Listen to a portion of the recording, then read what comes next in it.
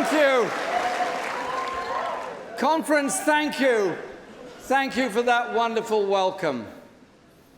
This is an extraordinary and precarious moment in our country's history. The Prime Minister has been found to have acted illegally when he tried to shut down Parliament.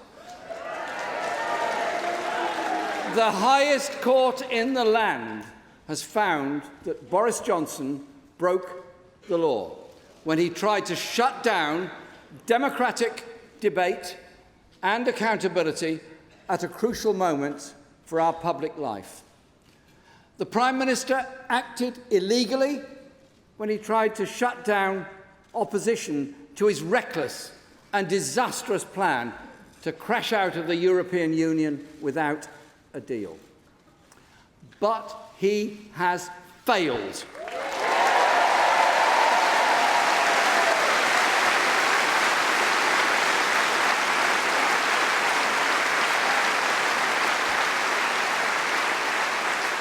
He will never shut down our democracy or silence the voices of us, the people.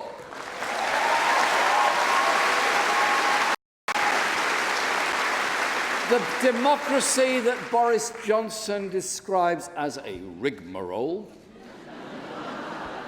will not be stifled, and the people will have their say. Tomorrow, Parliament will return.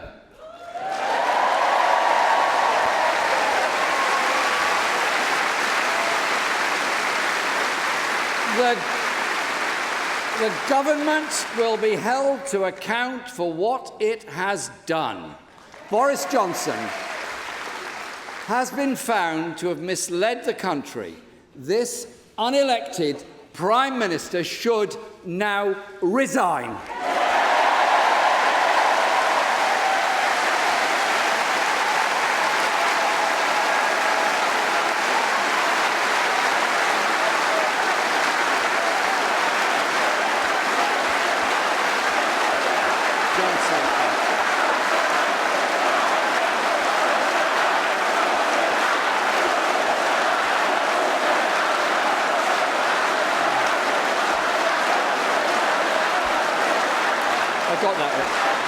That would make him the shortest-serving British Prime Minister in history, and rightly so.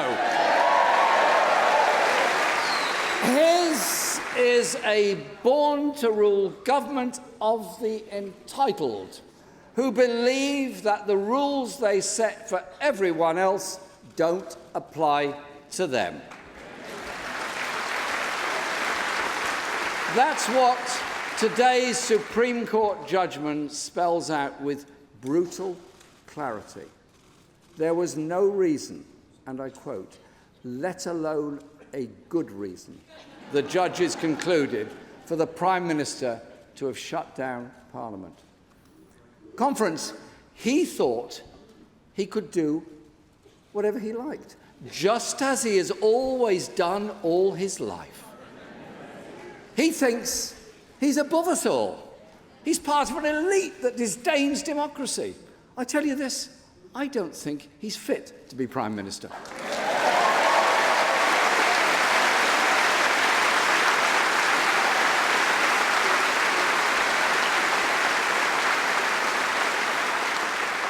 Let me quote the Supreme Court's decision, conclusion.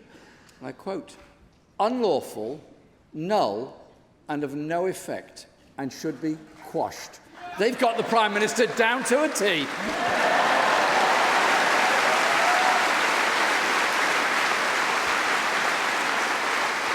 This crisis can only be settled with a general election.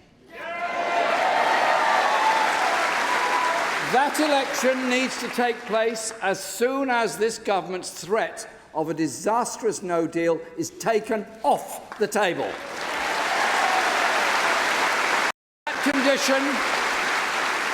That condition is what MPs passed into law before Boris Johnson illegally closed down our Parliament. It's a protection that's clearly essential. After what has taken place, no one can trust this government and this Prime Minister not to use this crisis of their own making to drive our country over a no-deal cliff edge in 5 weeks' time. The Prime Minister has no mandate for a no-deal crash-out, which is opposed by the majority of the people of this country. It would force up food prices, cause shortages of medicines, and threaten peace in Northern Ireland, thus destroying the great work of the Good Friday Agreement.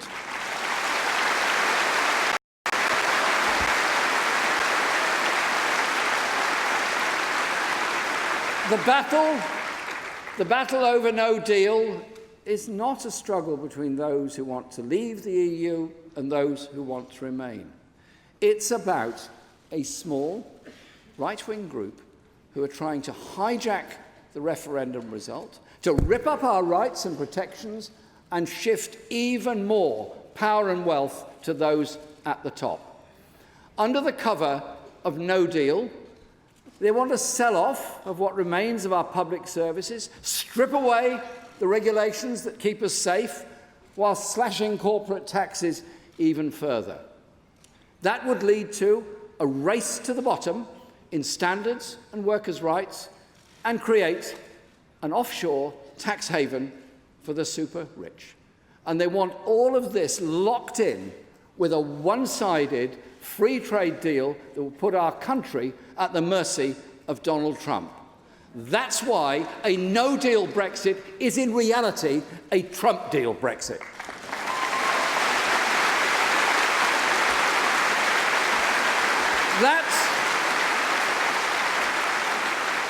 That would be the opposite of taking back control.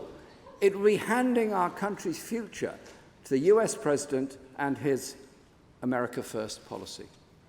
Of course, Trump is delighted to have a compliant British Prime Minister in his back pocket. A Trump-deal Brexit would mean US corporations getting the green light for a comprehensive takeover of our public services. I am not prepared to stand by while our National Health Service is sacrificed on the altar of US big business or any other country's big business. Our NHS is not for sale.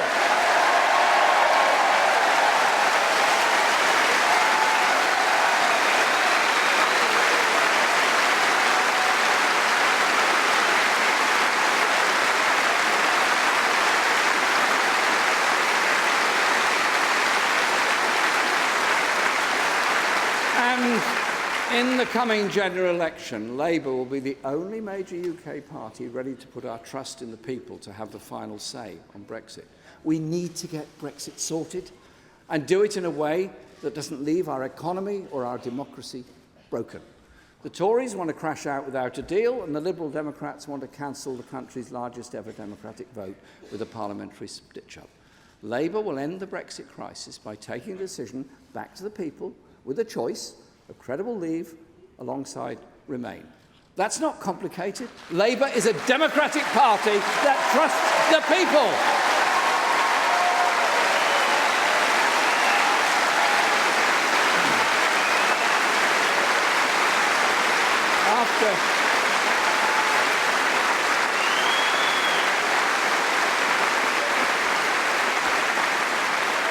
After 3.5 years of Tory Brexit failure and division, the only way we can settle this issue is to bring people back together, is by taking the decision out of the hands of politicians and letting the people decide. So, within 3 months of coming to office, a Labour government will secure a sensible deal based on the terms we've long advocated and discussed with the European Union, trade unions, businesses and different European governments. A new customs union, a close single market relationship and a guarantee of rights and protections. And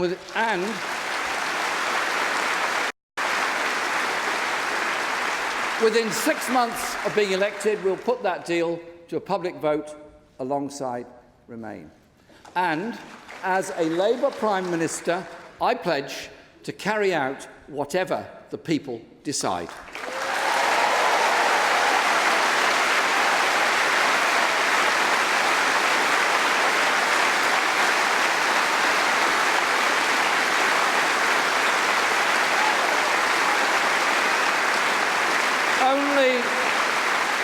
Only a vote for Labour will deliver a public vote on Brexit. Only a Labour government will put the power back in the hands of the people.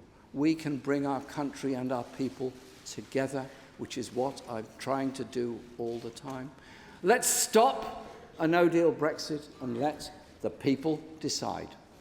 We must get Brexit settled, not least because it's dominated our politics for far too long.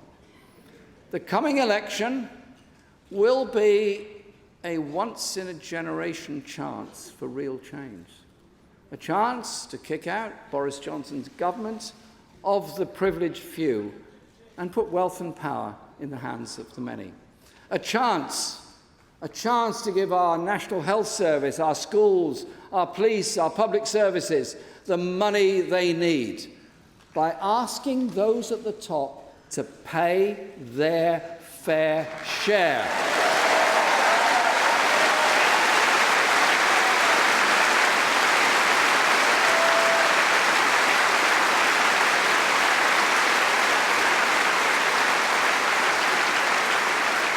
A chance to take urgent action on the environment before it's too late for our children.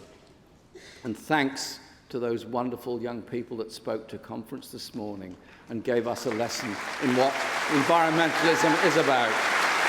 And a chance to end the Brexit crisis by letting the people, not the politicians, have the final say. In a shameless bid to turn reality on its head, Boris Johnson's born-to-rule Tories are now claiming to be the voice of the people. I know it's hard, but bear with me. A political party that exists to protect the establishment is pretending to be anti-establishment. Johnson and his wealthy friends are not only on the side of the establishment, they are the establishment.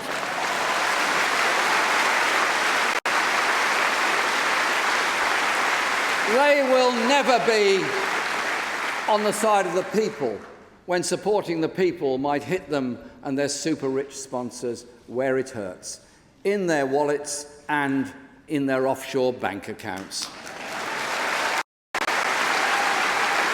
So let me send this message to Boris Johnson. If you still lead your party into an election, we know your campaign will be absolutely swimming in cash. But we've got something you haven't. People, in their hundreds of thousands.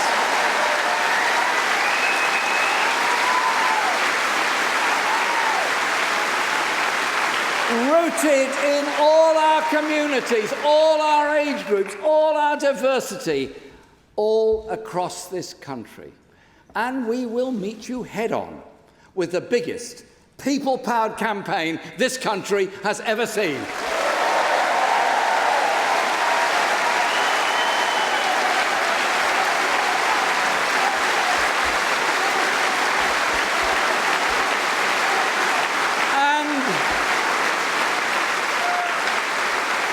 If we win, it will be the people who win. Labour stands for real change in Britain. Real change after years of Conservative cuts and failure. We will rebuild and transform our country so that no one is held back and no community left behind. As you may be aware, we live in a country where the top chief executives now pocket in just 2.5 days what an average worker earns in a whole year. In other words, by January the 3rd, the top chief executives have earned what the average worker will not get until the 31st of December. How can you call that fair or equal or just in a modern society?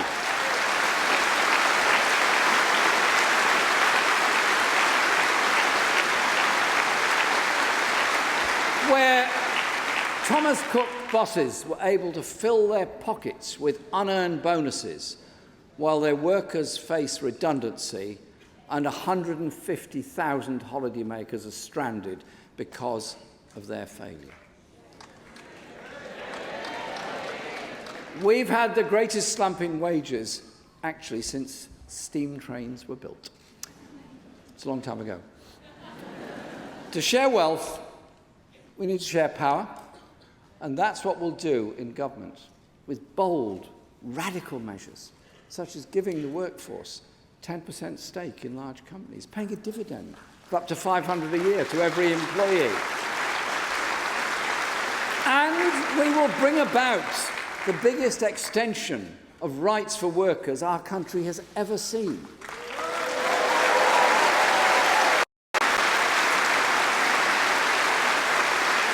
We will scrap 0 hours contracts.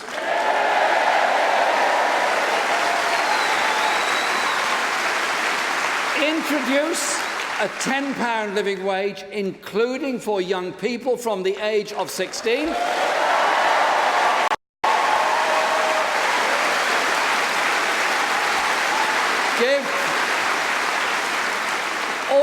Give all workers equal rights from the first day in their new job. And take action on the gender, disability and ethnicity pay gaps. And introduce flexible working time for workers experiencing the menopause. It's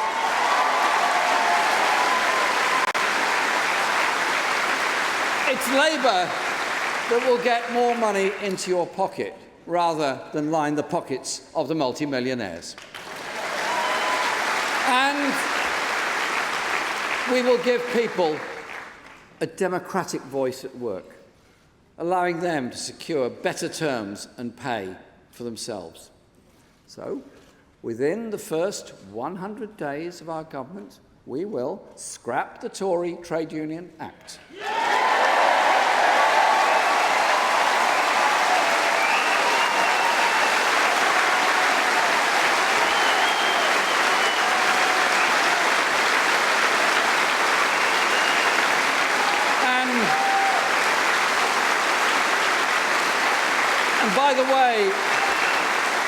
By the way, Labour will never, ever tell people they have to work until they're 75. We simply will not do it. A Labour government will mean better wages, greater security and more say, putting power in the hands of people. And we will bring rail, mail, water and the national grid into public ownership.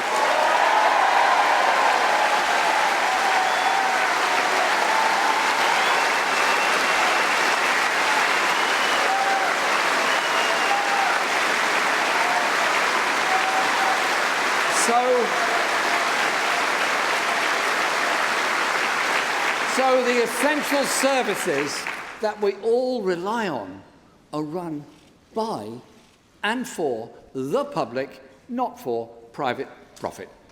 It's quite simple. That's what we're going to do. Yesterday, here in Brighton, I met Lewis Walker, a wonderful 9-year-old boy. Bright, bubbly, lovely boy. Lewis is living with cystic fibrosis. Every day, he needs 4 hours of treatment and is often in hospital, which obviously keeps him from school and from his friends, the normal lives of a 9-year-old. Lewis's life could be very different with the aid of a medicine called Orkambi. But Lewis is denied the medicine he needs because its manufacturer refuses to sell the drug to the NHS at an affordable price. Lewis and tens of thousands of others suffering from illnesses such as cystic fibrosis, hepatitis C, or breast cancer are being denied life-saving medicines by a system that puts profits for shareholders before people's lives. Labour will tackle this.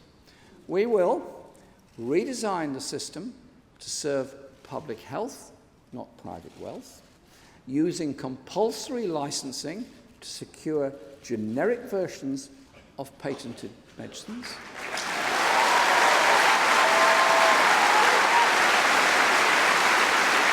We'll tell the drug companies that if they want public research funding, then they'll have to make their drugs affordable for all.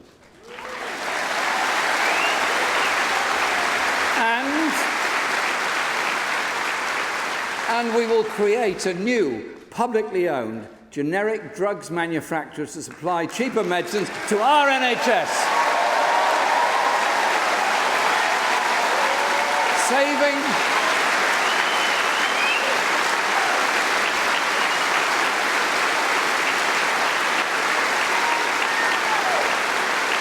saving our health service money and saving lives at the same time. I just say thank you to Lewis and his family and so many other families going through the same level of stress, which despite all of that, they find the time and the energy to campaign for others. Thank you, Lewis, and thank you to your family.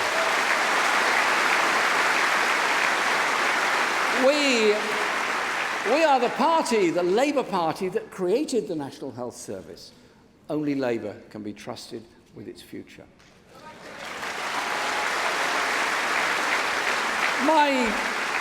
My parents' generation, that wonderful post-war generation, fought hard to establish the principle of a universal health service owned and run by the public. They left it in our trust. It's our duty to defend it. We will end the sell-offs and privatisation. Our NHS is not for sale, not to Trump or anybody else. It's our NHS for our people. And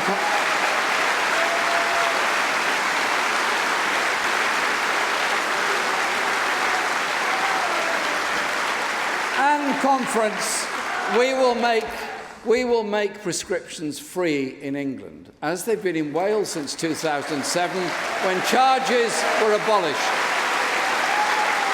And I say thank you to Mark Drakeford and the Welsh Labour government for the abolition of those prescription charges in Wales.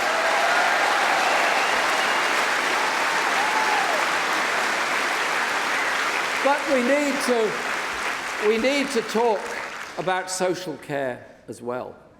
When older people who have paid into the system all their lives need a little help, we shouldn't deny it to them. We really shouldn't. It's wrong. So we will introduce free personal care for those who need it as the first step in our plan for a national care service. Because I believe government should provide a platform that allows everyone to reach their full potential. That's the principle behind the National Education Service that the next Labour government will create. Free education for everyone as a right throughout life, not a privilege.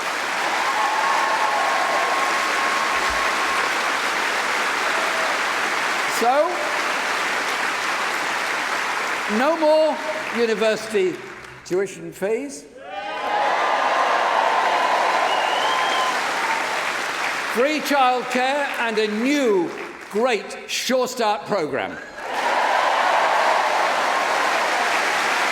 So that all children get help when they need it. Free vocational and technical education and free training for adults. And when it comes to paying for our public services, Labour will raise tax, but only for the top 5%.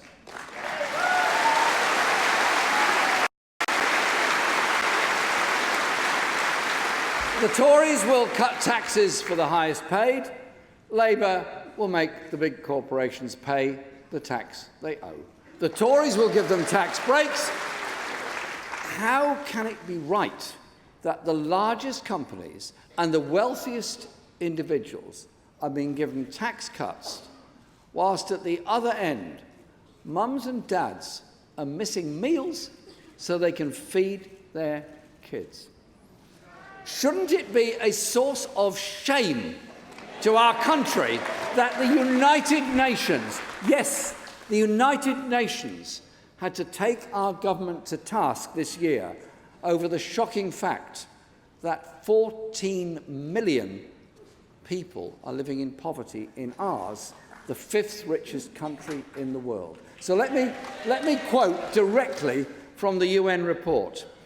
It said, and I quote, "Much of the glue that has held British society together since the Second World War has been deliberately removed and replaced with a harsh and uncaring ethos." Doesn't that sum up the Tories? Harsh and uncaring ethos in the fifth richest country in the world.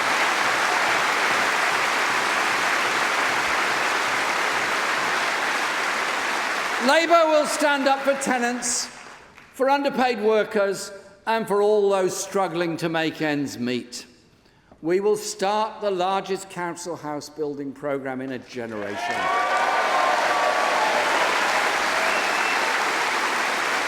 Because Labour puts people before privilege. So we will end austerity and help rebuild your community.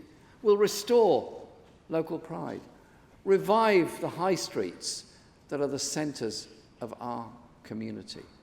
You know, those high streets dominated by closed shops, by graffitied roller blinds, a couple of payday loan shops, and that's about it.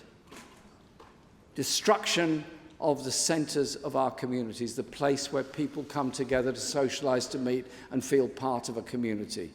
Destroyed by austerity and destroyed by underfunding of local government. So it's our job to reverse those cuts.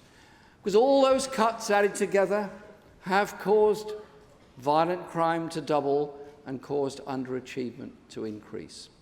It's our job as the Labour Party to get our economy working in every town, every city and every region of this country with record investment, a blitz on the problems of this country and the investment we need, and will boost the devolved budgets in Wales and Scotland as well. And we will upgrade our transport, energy and broadband infrastructure with 250 billion of investment and breathe new life into every community with a further 250 billion of capital for businesses and cooperatives. Investment on a scale our country has never known, bringing good new jobs and fresh growth to every area where you live in this country. That's the scale of Labour's ambition. No more tinkering around the edges.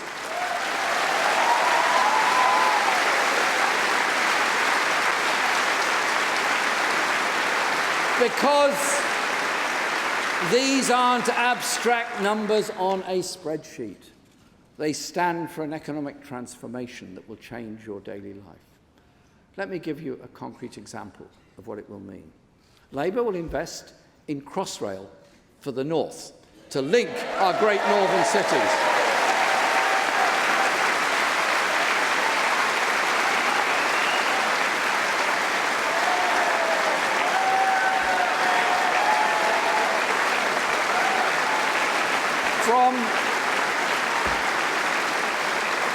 From Liverpool to Hull and to Newcastle in the northeast.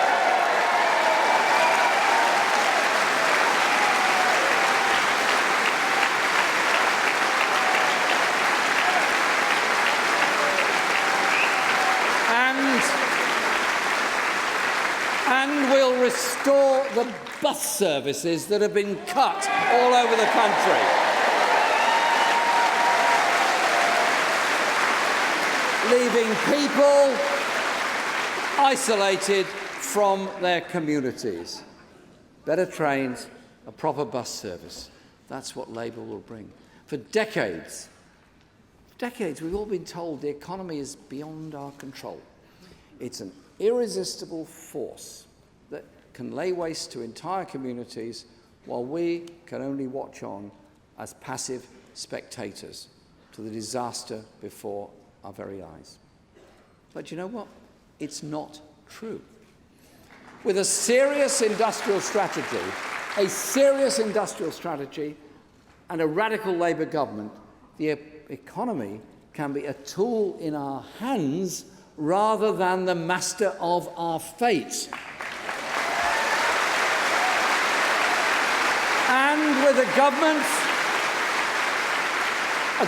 that's prepared to intervene, we can prioritise the things that matter most, which is precisely what our times demand, because nothing matters more than the climate emergency.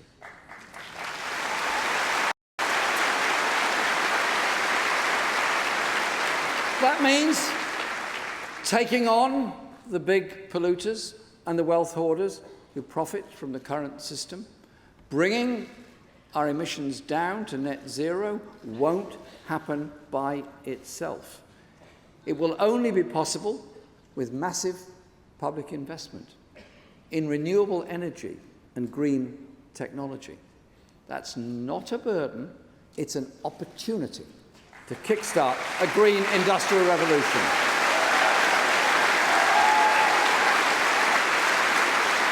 And that green industrial revolution will create hundreds of thousands of high-skill, high-wage, unionised jobs as we triple solar power, double onshore wind, and bring about a 7-fold increase in offshore wind projects.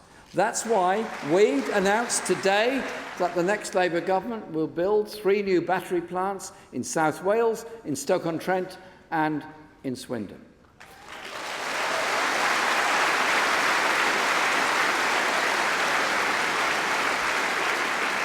The climate and environmental emergency we all faced is an issue of global security.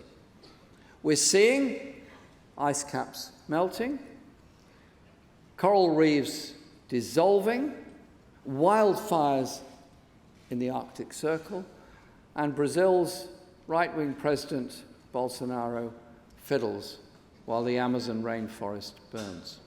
Real security doesn't come from belligerent posturing or reckless military interventions. It comes from international cooperation and diplomacy and addressing the root causes of the threats that we all face.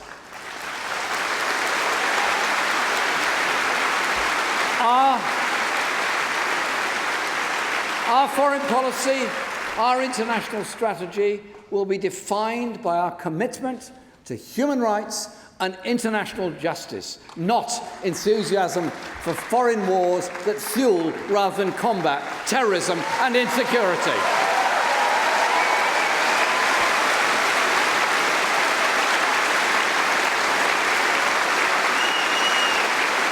So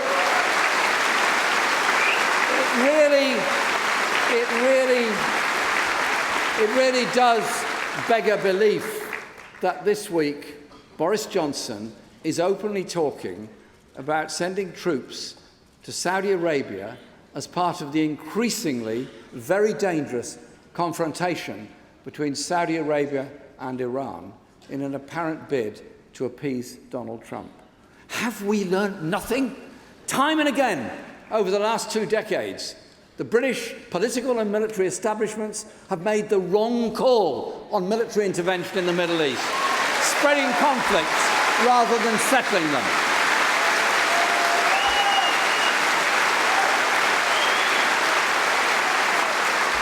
We must not make those mistakes again. Under a Labour government, Britain will be a force, a pressure for peace and for international justice. Dangerous and wrong-headed international interventions have also exacerbated the community tensions at home. When Boris Johnson compared Muslim women to letterboxes or bank robbers, it wasn't a flippant comment, it was calculated to play on people's fears. as Tandisai pointed out in Parliament.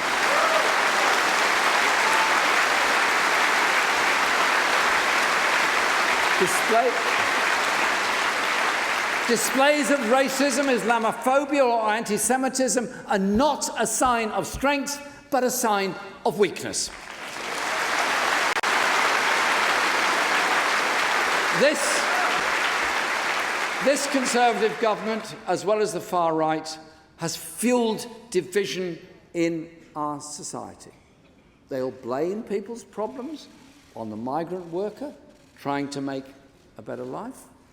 They'll blame it on the mother who's struggling on universal credit. They'll blame it on young Muslims, on young people, or anyone but themselves and their backers who benefit from a grossly unequal and rigged system. That is what Tories do.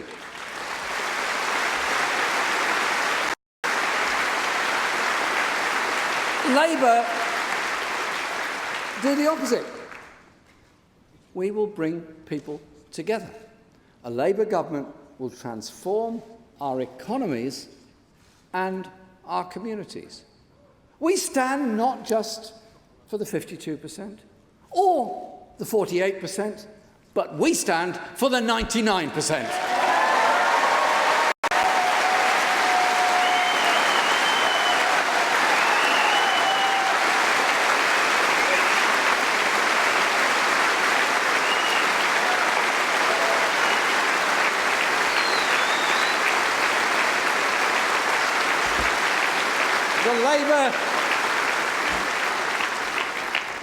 The Labour government I lead will take on those who really run our country, the financial speculators, tax dodgers and big polluters, so the real wealth creators, the people of this country, can have the jobs, the services and the futures they deserve. When Labour wins, the nurse wins. The pensioner wins, the student wins, the office worker wins, the engineers win. We all win.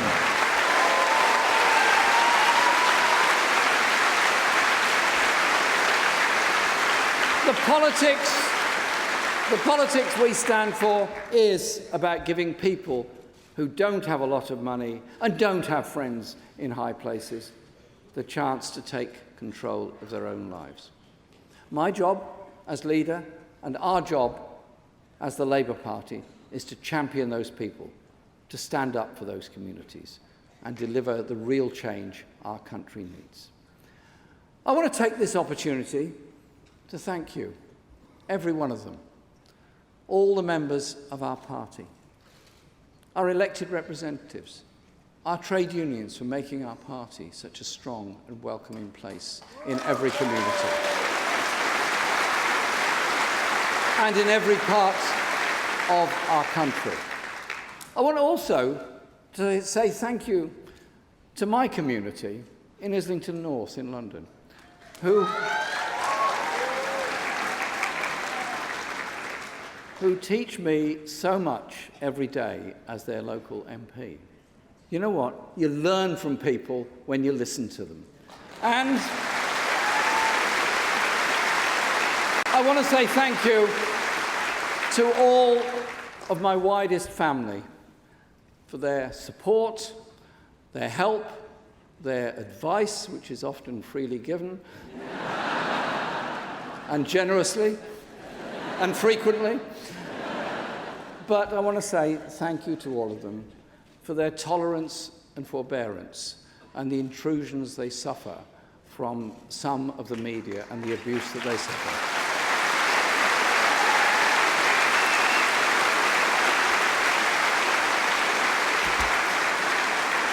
And I also, in particular, want to say thank you to my wife, Laura Alvarez, for all that she taught us.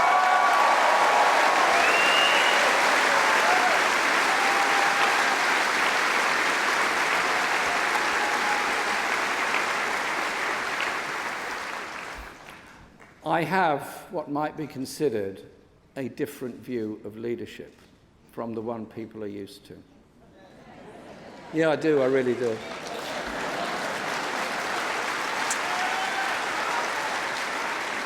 I do believe that leaders should have strong principles that people can trust. But leaders must also listen and trust others to play their part. Do you know what? There are leaders in every community driving change. Many of them, and I know many such people, would never dream of calling themselves leaders, but they are. I'm thinking, for example, recently of a mother I met who campaigned on behalf of the residents in her block of flats to make the landlord remove the damp. She was a leader. She is a leader. And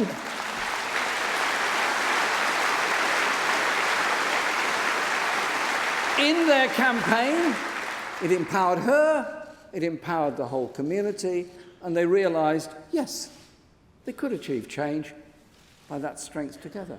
I think of workers in fast food outlets organizing amongst their colleagues, often working in terrible conditions, to demand a decent living wage.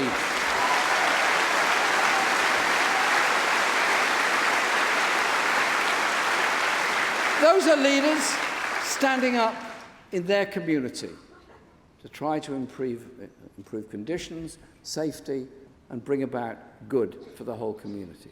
So Labour is working with and supporting all of these campaigns, because our philosophy is to trust the people and give them the power to make change in every community and workplace, not hand more power to politicians.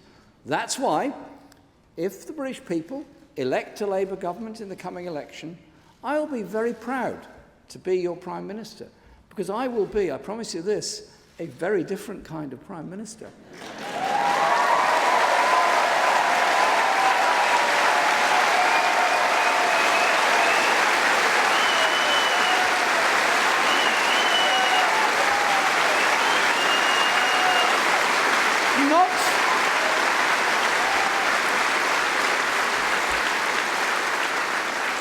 Not there from a sense of born-to-rule entitlement, certainly, absolutely promise you this, certainly not there on a personal power trip. Shadow Cabinet would confirm that. That's because I want to put government on your side, to put power and wealth into your hands. There, because I believe government should work for you. And together, we can go beyond defending the gains made by previous generations. We stand on the shoulders of those that went before us, but we have to take it further. And it's time we started to build a country fit for the next generation.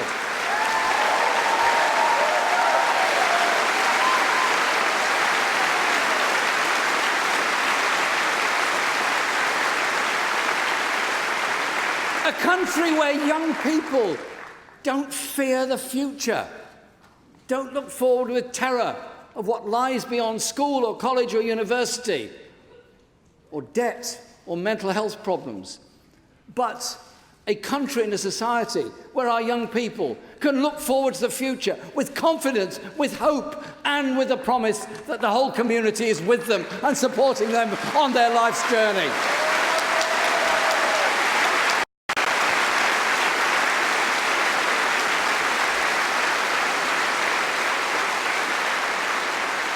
The tide is turning. The years of retreat and defeat are coming to an end. Together, we can take on the privilege and put people into power. Conference, the Labour Party and our movement, thank you for all you do. Thank you for the campaigning you do. Go forward to win an election for the people of this country.